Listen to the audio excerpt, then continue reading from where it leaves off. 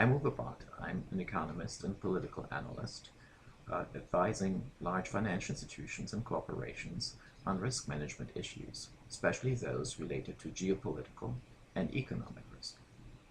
Today I would like to start a video series under the title, So Let's Talk About That, addressing complex issues, but in a sober, analytical, and pragmatic way.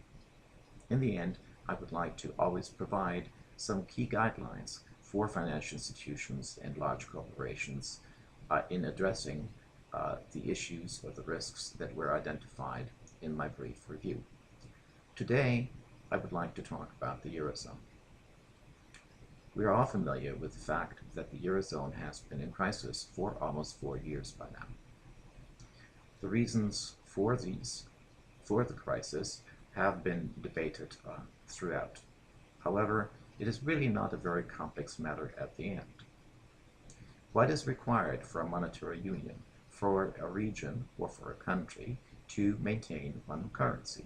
The first and most important part of it is that business cycles within that particular region or country are fairly synchronized, so that there is no time where a business cycle in one region is out of sync with another.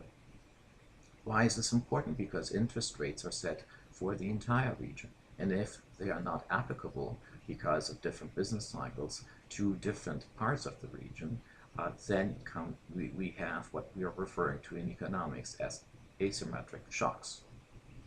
Now, any region, even in the United States, even in any country which has one currency, will experience different business cycles in different parts. Although in this country, in the United States, such business cycles are much more synchronized than in the Eurozone. Therefore, there are other fundamental pillars that are necessary to have a functioning monetary union. Those are, first, a fiscal union. In the United States, the federal government collects the majority of income taxes. These income taxes are redistributed across the nation and not proportionately. So, as a New Yorker, I pay in more than I get back. Second, a banking union. We have a very complex banking system in the United States, but one which, in general, is supervised and overseen at a federal level. Even state-chartered banks, as they take up deposits, are protected by federal deposit insurance. There's no such banking union in the Eurozone, as there is not a fiscal union in the Eurozone. Third, free movement of labor. Free movement of labor is important so that during a business cycle difference, labor can move freely from one part of the country to the other. Sure, on paper that exists in the Eurozone, but it does not in reality, because the cultural and language differences prohibit such free movement of labor in practice. And fourth, you have to have political union. Political union is important to bring all of these aspects together: fiscal union, banking union, and free movement of labor. It is very important to have a government that is elected by the people, and there's no such government elected by the people of the European Union or the Eurozone in particular. These are critical aspects that are lacking in the Eurozone. Therefore, there are only two solutions to bring to an end the crisis that currently exists.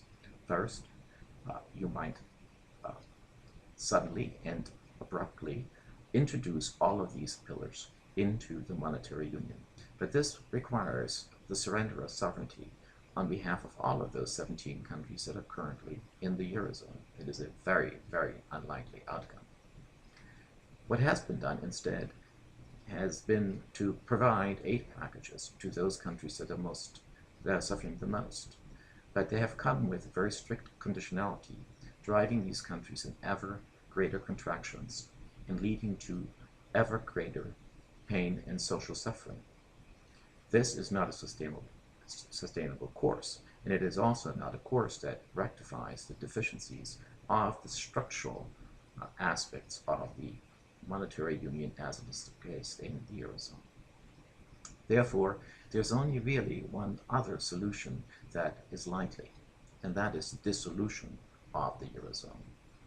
One has to come to grips with the fact that the Eurozone was in fact a mistake, a political project rather than an economic one, without proper preparation.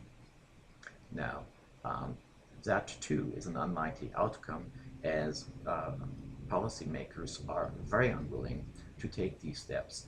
There will be global implications to such dissolution, but there's also, of course, the aspect of losing face. But in the meantime, we're witnessing a radicalization of the political environment in so many European countries, which also is a very serious risk factor. So what must financial institutions and large corporations do? First, they must suspend the disbelief. Leadership comes from the top, and leadership has to indicate that even politically incorrect must be reviewed, and the implications that such scenarios would have. Second, in that scenario analysis, it must not only be considered what is the most likely scenario, but also the severity of the scenario. Third, each institution must identify how it might be impacted by the various scenarios it develops. And lastly, it must then seek to protect its assets in the best way possible for each of these scenarios. You can follow me and my views on my website at www.my2cents4u.com. Thank you.